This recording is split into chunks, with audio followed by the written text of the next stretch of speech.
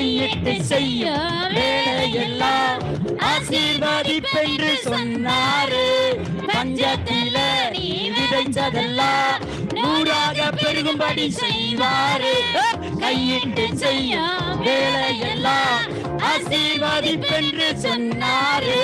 பஞ்சத்தில நீ விதைச்சதெல்லாம் நூறாக பெருகும்படி செய்வாரு. இல்லாதவையெல்லாம் உனக்கு இருக்கும் என்பாரு. அத உண்மையிலே இல்லைனா அத உருவாக்கி தருவாரு. நல்லவரே, அவர் வல்லவரே, நன்மைகளை தினம் தருபவரே. நல்லவரே, வல்லவரே, நன்மைகளை தினம் தருபவரே. ஹல்லேலூயா.